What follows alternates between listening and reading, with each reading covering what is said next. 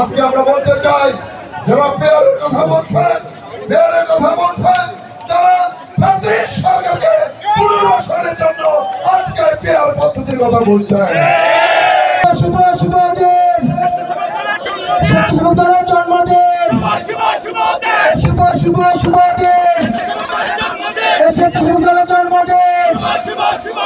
স্বেচ্ছাসেবক জনতা গড়ে তোলা একতা, স্বেচ্ছাসেবক জনতা বীরবাঙ্গালীর নায়ক জিয়া, শহীদ রাষ্ট্রপতি জিয়া রহমান এই সংগঠনটি কেন তৈরি করেছেন?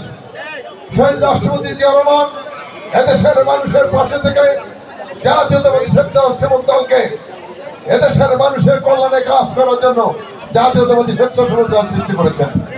শহীদ রাষ্ট্রপতি জিয়া রহমান আজকে আমাদের মাঝে নেই, কিন্তু জাতীয়তাবাদী স্বেচ্ছাসেবক দলের লক্ষ লক্ষ নেতা কর্মী আজকে জাতীয়তাবাদী স্বেচ্ছাসেবক দলকে একটি সুসংগঠিত একটি প্রতিষ্ঠিত রাজনৈতিক দল হিসেবে তারা দাঁড় করেছে। এবং বিশেষ করে আজকে বগুড়া জেলা স্বেচ্ছাসেবক দল অতীতের সকল রেকর্ড ভঙ্গ করে আজকে জাতীয়তাবাদী স্বেচ্ছাসেবক দল বগুড়া জেলা শাখা তার ঐতিহ্য শহীদ রাষ্ট্রপতি জিয়া রহমানের এই বগুড়ার সম্মান আমাদের প্রিয় নেতা ভারপ্রাপ্ত চেয়ারম্যান তারেক রহমানের জন্মস্থান বগুড়ার সম্মান মর্যাদাকে বৃদ্ধি করেছে। সেজন্য আমি জেলা স্বেচ্ছাসেবক দলকে আন্তরিক অভিনন্দন জানাচ্ছি। জেলার পক্ষ থেকে প্রিয় বন্ধুরা আমার, আজকে মনে রাখতে হবে দীর্ঘ 17 বছর আপনারা রাজপথে লড়াই করেছেন ফ্যাসিস্ট হাসিনাকে উৎখাত করার লক্ষ্যে। আজকে রাজপথে রক্ত দিয়েছেন, রাজপথে লড়াই করতে যে গুম হয়েছেন, খুন হয়েছেন লক্ষ লক্ষ নেতা কর্মী আজকে আমরা কারাগারে নির্যাতনের শিকার হয়েছেন। আজকে তারই বিনিময়ে ছাত্র জনতার গণ অভ্যুত্থানের মধ্যে দিয়ে আমরা ফ্যাসিস্ট সরকারকে উৎখাত করতে পেরেছি এবং ফ্যাসিস্ট হাসিনা বাংলাদেশ থেকে পালিয়ে গেছে।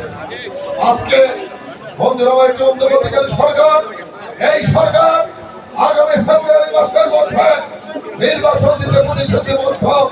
আমরা এই সরকারকে সবসময় সহযোগিতা করেছি। আজকে লক্ষ্য করছি কিছু কিছু দল তারা নির্বাচনে যেতে ভয় পায়, কিছু কিছু দল তারা নির্বাচনে যাওয়ার ধরনের ভয় আজকে নির্বাচন না যে বিভিন্ন স্বাস্থ্যের কথা বলছেন, এর পদ্ধতির কথা বলছেন, বিভিন্ন কথা বলে আজকে নির্বাচনকে বাঞ্চাল করার চেষ্টা করছেন।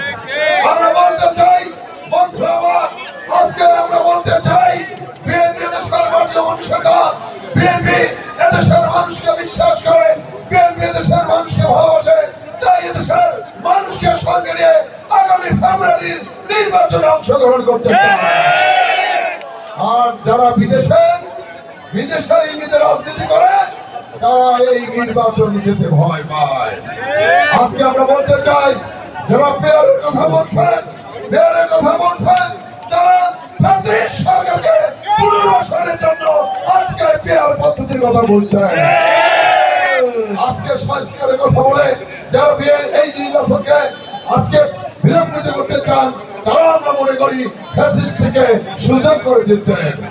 আজকে তাই আমরা বলতে চাই প্রিয় বন্ধুরা আমার, আগামী নির্বাচনের জন্য এখন থেকে আপনাদের প্রস্তুতি নিতে হবে, ঘরে ঘরে যেতে হবে, ধানের শীষে কথা বলতে হবে, জিয়া রহমানের কথা বলতে হবে, খালেদা জিয়ার কথা বলতে হবে এবং আমাদের প্রিয় নেতা তারেক রহমানের কথা বলতে হবে।